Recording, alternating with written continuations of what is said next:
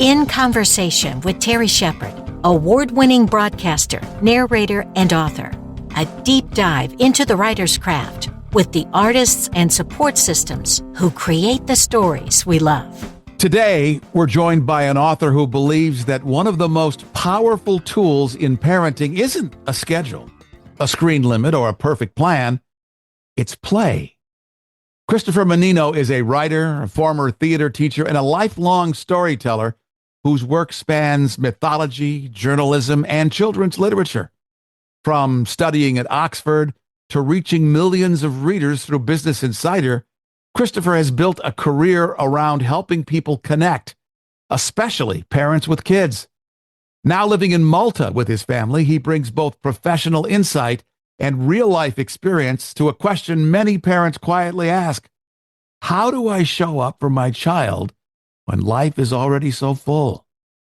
In his brand new book, Making It Up, a revolutionary way to bond with kids through play, Christopher draws on the principles of improv and theater to show parents how to step into their children's imaginative worlds, no acting background required. With a simple idea of yes and, he offers practical, playful techniques that fit into busy lives and transform just 10 minutes a day into deeper connections, more confidence, and a lot more joy. Christopher Mannino, it's great to be with you. Thanks for the conversation. Thank you so much, Terry. I'm so glad to be here today. I really appreciate it. Tell me the journey that led to creating this book.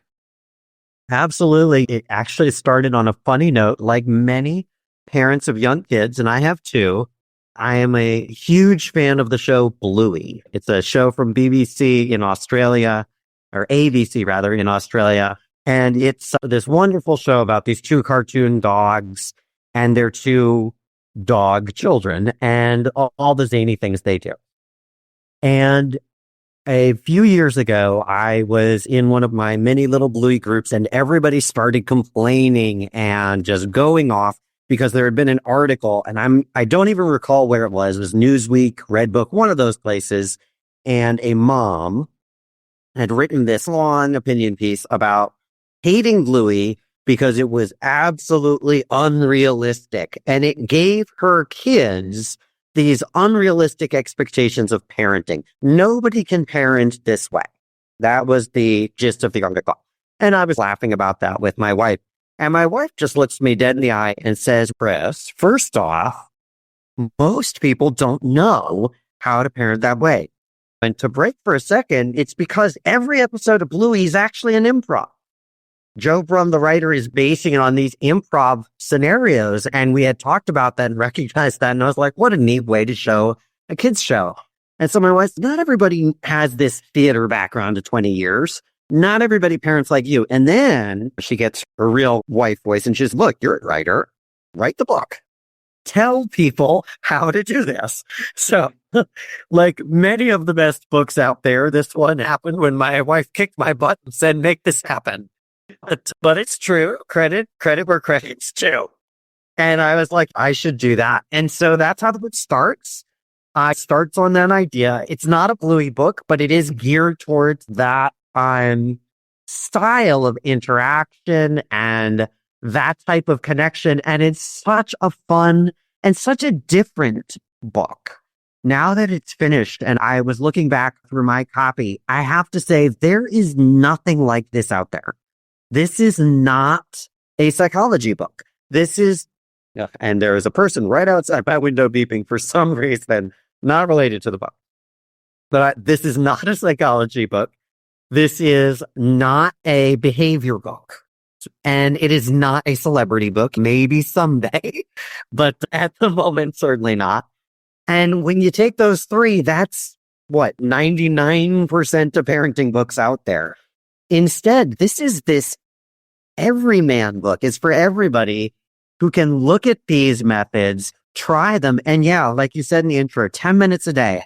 I just launched a course today, and I like to say 2 weeks. If you're actually doing this 10 minutes a day, every day, if you're actually in the course or on the book and you're really doing it, you're really actively with your kids 10 minutes a day, in 2 weeks, you will see a noticeable difference, if not before then. And you will be amazed, no matter where you are, whether you're the parent who dreads playtime, and there are parents like that, or you're the parent who loves playtime and everything in between. This is the book that will change the way you connect. And it's also for caregivers too. I'll throw out there too. If you're a teacher, babysitter, whatever, you work with kids, you will interact better. I love your phrase, yes, and. It's so central to the improv that you've done in the course of your theatrical career. How does that mindset translate into everyday parenting?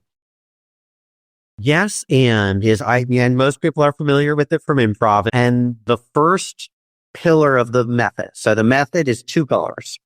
It's improv skills, which I teach. Again, no theater background required. Don't let theater scare you away. It's not a theater book. And then the other pillar is this thing called the anchor, which I can talk about later. But yes, and is really the core of that first pillar. And what it is all about is it's about validation.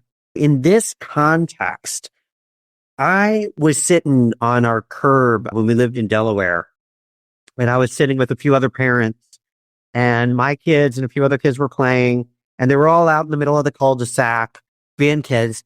And my kids wanted a little more engagement. They started coming up to me and trying to interact. And I looked over at all the other parents, and they're all on their phones.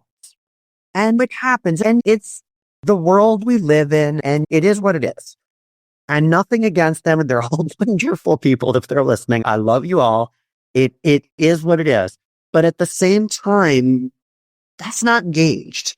That's not connecting at all. If you're in the middle of cooking dinner and your kid runs up to you and they've got their arms outstretched, they're like, I'm flying. What's your instant reaction? Most people's reaction is, great, hey, making the sauce, whatever. You're going to say no. So what this method does is it says, what happens if you say yes? And what that means is you're going to accept their imagination. You're going to accept their idea, and you're going to build on it. And to go back to Bluey, that's why Bluey's so successful. That parenting that seems so impossible, that's all they do. When the kid says something crazy, they instantly go yes. And then they build on it. Every single episode. This is what the method is encouraging. You can hear these ideas, you can take them, accept them, and then build on them. And the reason this is so powerful is you're internally validating their ideas, you're active listening, you're engaging, you're communicating at a deeper level with them than anything before. This is more active and more powerful than even if I play cards. My son is in a card game phase right now. He loves to play cards. And that's great. And we make time for that too. But I don't stop the imaginative play because we need that too. And it's a totally different thing. And that's internal, and it's us. And it's a power that I think there's nothing else like it in terms of connection and bond. Our special guest is Christopher Mannino. The book is Making It Up, A Revolutionary Way to Bond with Kids Through Play. His website is Christopher, Mannino, ChristopherMannino.com.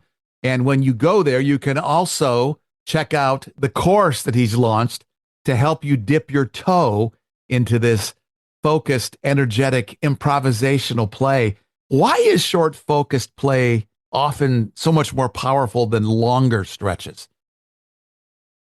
I think the short, focused play takes more energy and it takes more attention. I think it's also a reality thing. One of the tools I do mention in the method is it's okay to say no, but every improv and theater person listening is going to be like, wait, what? No, you can't. But the way I use no, but is no, we're not going to play right now, but we will play later. And when we're playing, it's no screens. It's no anything else. It's no distractions. But again, I can set when that is. So to go back to that kid runs in and you're cooking, you know what? You might not be able to play right then. You're cooking. That's okay. You have other stuff. My daughter wants to play right now. I'm doing a call with you, Terry. I can't play right now. That's okay. I can say, not right now, but when I'm playing with her, that 10 minutes, and you could go longer, but that 10 minutes especially like a 2 to 9-year-old, that's about the attention span they have. And that's the attention span and the time most people have in their day, where they can fully engage, no screens, nothing else, just the play and just that building. Yeah, it can be so powerful. One of the anecdotes, the book is full of anecdotes. And one of the anecdotes I give is this playtime that my son and I did. It was actually the first day of lockdown where he had missed school from the pandemic. And one of the things we ended up doing was we explored the solar system. We built a spaceship, all the stuff people do. And one of the stuff we did was we wrote a song about the planets. We still sing that song years later. That's a core memory for both of us. Yeah, it just is. Those short, intense periods, they just are more powerful. Why do you think we lose our inner child as we grow up? That is a loaded question. It's cultured out of us, is the answer. We're taught to ignore it. In fact, the first thing when I was obviously I was studying theater in college, and the first thing they learned is kids know how to do this. You have to relearn how to be a kid. Everything from breathing to thinking to playing to imagination. Yeah, it's cultured out of us. Stay in the lines, do this, pay your taxes, follow these laws, whatever. And those are fine. There's a place for that. But yeah, getting away from that can be powerful and a good tool to connect. How does play-centered parenting support emotional regulation and communication in children? That is a great question too. And I hear my kids crying in the distance. I'm not sure what's going on with bedtime over there. My wife was handling that. But I will say, so that was the other pillar, was the anchor. So the anchor is not improv based at all. And the anchor is this thing I sort of invented, and I've given him in a TEDx about this. And it's honestly rooted in what most people call method acting. And method acting, the summed up version, the Cliff Note version, is basically pulling things from your past so that you can pretend to have those emotions on stage. If I'm playing Romeo in Romeo and Juliet, I'm not actually in love with that actress playing Juliet, probably.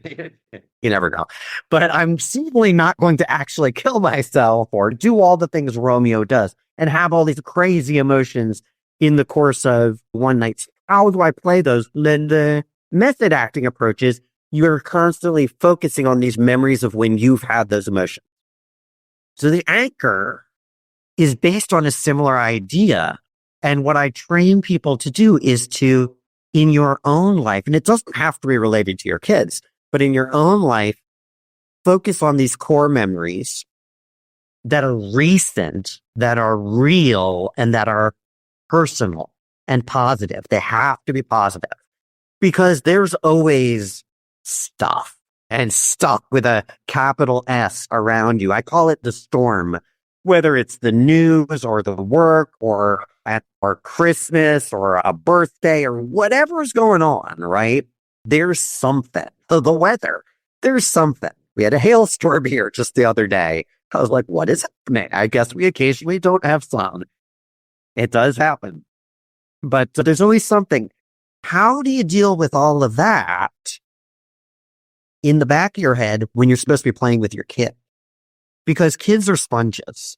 And you see a lot of research about this. If you've been yelled at work or you had a terrible day, you're super, super likely to go into that interaction with your kid and yell at your kid.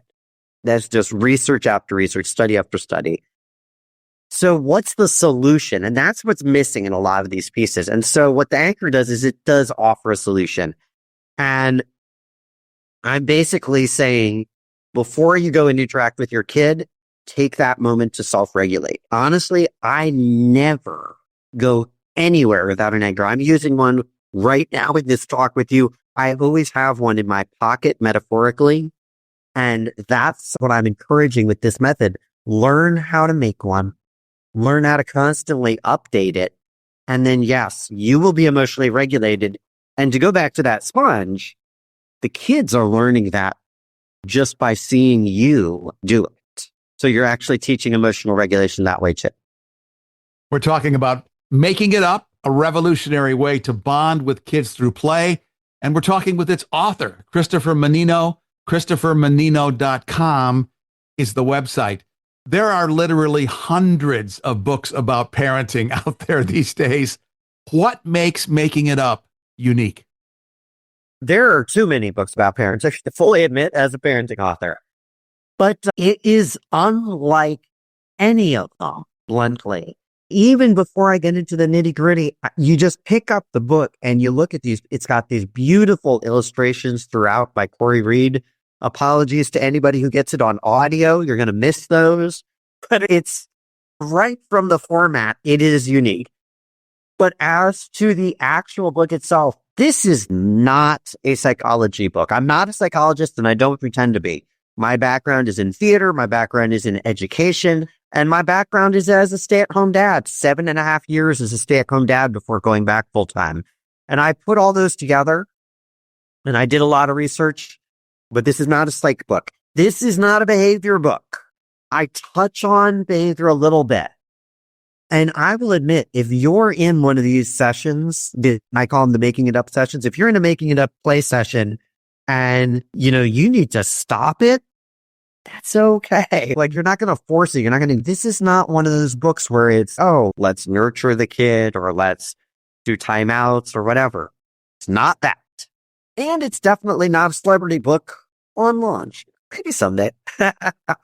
One can dream. But when you take those three types of books, that's almost every parenting book out there. Realistically, right away, it's none of those. What it is this different approach that these are tools, and they're tools that aren't there in the market and they haven't been explored because for whatever reason, theater and parenting have not really been explored together. And to cite Bluey again, Bluey is the proof that they need to be. This is one of the biggest franchises in the world already. The thing has exploded in popularity. What's new about it is it's showing theater style parenting. It's showing their 8-minute episodes. That's it. They're showing these 8 minutes of super engaged play. And kids and parents are like, wow, this is great. I wish I could parent like this. Clearly, this is working on some level. And so I was starting to talk to my theater friends and everybody was like, wow, why is there nothing out there like this? I like to just assume that like the theater community is one community and the parenting community is another community. I don't know. But this is new and it is exciting and it is different than all those other books out there.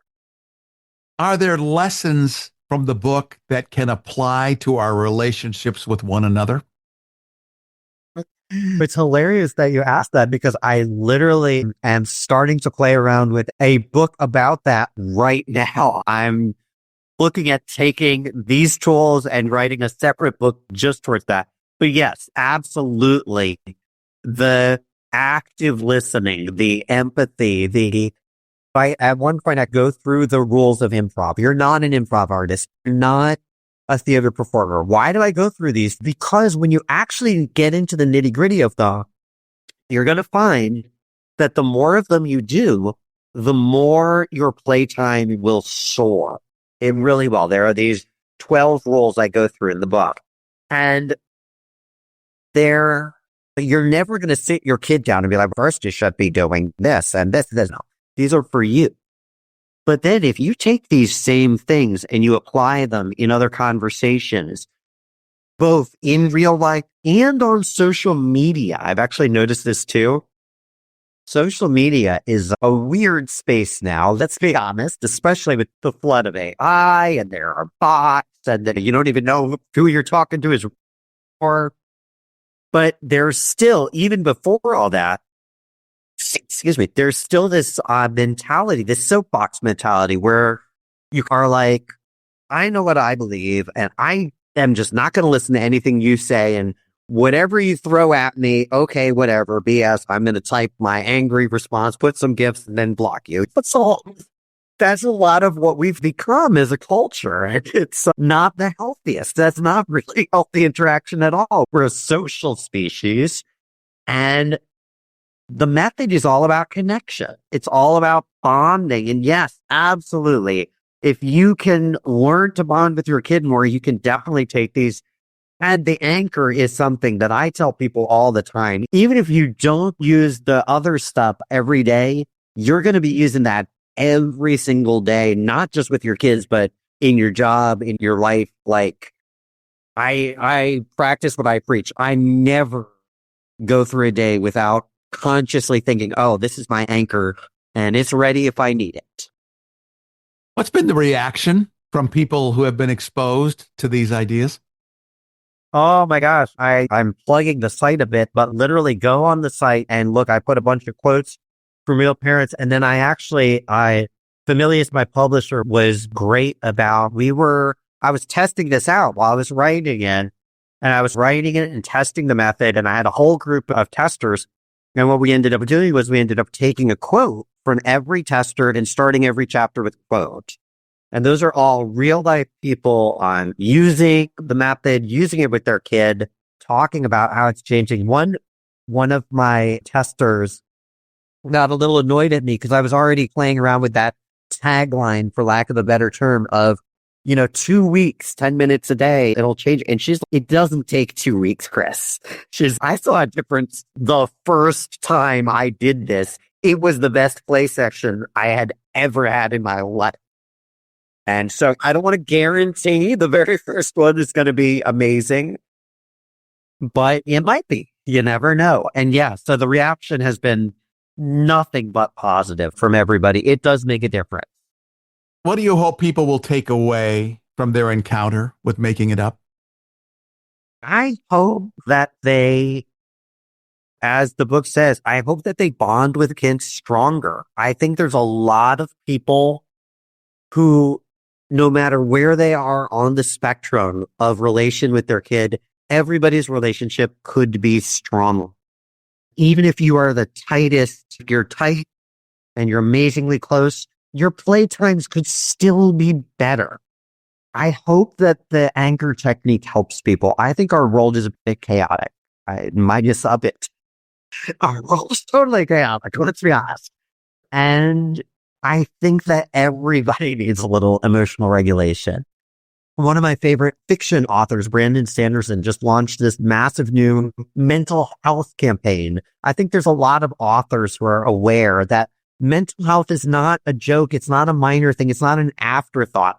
And I really appreciate what he's doing. And this is my little part. I'm obviously not that big, but at the same time, like, if I can help people with a mental health technique that works and some emotional regulation skills that are really easy, that's great. I think that's something I hope everybody takes from it. And I hope, as I said, the bonding and the playtime. And it's fun, bluntly. It's really fun. I've read a lot of other parenting books, and no offense, not trying to throw shade on all those other books, but they're not really fun to read because they're dense and they're this behavior and this psychology and whatever. This is fun. Like, you're going to have fun reading it. You're going to have fun doing it. How does the course augment the lessons in the book? Excuse me. I come from a theater education background, as I've said. And in education, one of the things we're constantly drilled into us back in teaching school is that different people learn different ways. And as I was writing the book, and as I was working with my editor, I was really starting to realize, this was months ago, but I was starting to realize, I think this is really great. I think this is really strong. But this is such a kinesthetic method. You have to do it. This is not a book to read. Familius is listening right now going, wait, what is that? But it is a book to do. It is a method that you do, and you have to actually do for it to work. If you buy the book or buy the course and you can consume all of them, but never actually do it, especially with your kids, you're obviously not going to get anything out of it. So to see some examples, I really wanted visual examples. I really wanted some time where I could go beyond the word length and explain things out. I could give personal anecdotes. I could use some short videos. I could break down the playtime, what's happening. That was where the idea for the course started. The course just went live today on the day we're recording this. I'm so excited about that. And it's amazing.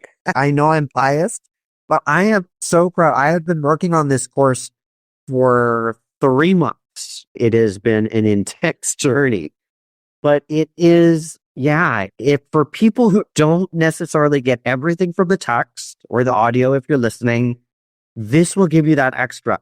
And I will say you can do the course without the book. It comes with a free e-copy.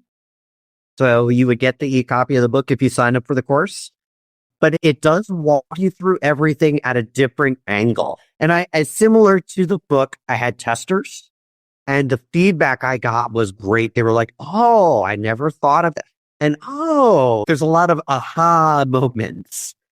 And one of the things I like concretely near the end of the course, I've mentioned the anchor a few times, is we do an anchor. Like we do it together in the course. It's a recorded course, but it's something that I can do. And it's much easier to explain that in an audio visual thing. Those are basically guided meditations.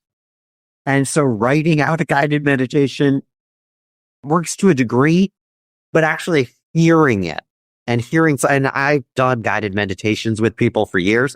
Actually hearing somebody do that, I think is a lot stronger and more meaningful.